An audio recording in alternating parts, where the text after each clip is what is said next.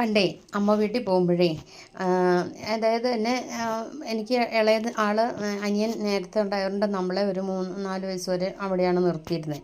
അപ്പോൾ സ്കൂളിൽ ചേർക്കാനാണ് ഇങ്ങോട്ട് കൊണ്ടുവന്നത്. അപ്പോൾ അവിടെ ഒത്തിരി മക്കളും കാര്യങ്ങളൊക്കെ ഉണ്ട്. അപ്പോൾ പറമ്പൊക്കെ ആണെങ്കിൽ വിശാലമായ പറമ്പാണ്.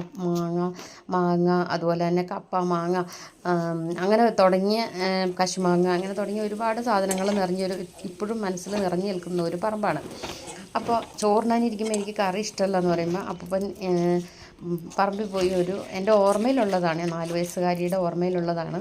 അപ്പോൾ അപ്പൂപ്പൻ പോയിട്ട് മാങ്ങ എടുത്തിട്ട് വരാൻ പറയും എന്നോട്. പറമ്പിൽ പോയി നല്ല പഴുത്ത മാങ്ങ എടുത്തുകൊണ്ട് വന്നിട്ട് അപ്പൂപ്പൻ ചോറിൻ്റെ അകത്തേക്ക് കുറച്ച് നെയ്യും, അമ്മൂമ്മയുടെ പേര് ഗൗരി എന്നായിരുന്നു, അമ്മൂമ്മയോട് പറയും ഇച്ചിരി നെയ്യ് തരാൻ പറയും. എന്നിട്ട് അങ്ങനെ അതൊഴിച്ചിട്ട് നല്ല പേച്ച് ചോറുള്ള വാരി തരുമായിരുന്നു അപ്പൂപ്പൻ. അതാ ഒരു ചോറിൻ്റെ ഒരു ടേസ്റ്റ് എന്ന് പറഞ്ഞിട്ടുണ്ടല്ലോ, ഒരു ഓർമ്മ ഇങ്ങനെ കയറി വന്നു. പിന്നെ എന്താണേലും വായിക്ക് രുചിയൊന്നും ഇല്ലാണ്ട് അങ്ങനെ ഒരു മൂഡ് ഓഫ് ആയിട്ടിരിക്കുകയുള്ളൂ. അപ്പോൾ അത് മാങ്ങയും കിട്ടി. അപ്പം ഈ മാങ്ങയല്ല കേട്ടോ, വലിയ മാങ്ങ അപ്പൂപ്പൻ എനിക്ക് തന്നത്.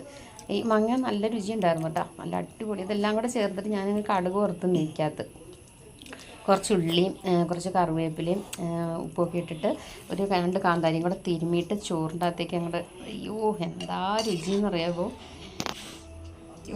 പറയുമ്പോൾ തന്നെ നമുക്ക് അത്ര ടേസ്റ്റാണ്. എനിക്ക് ഇങ്ങനത്തുള്ള കറികളൊക്കെയാണ് കൂടുതൽ ഇഷ്ടം കേട്ടോ.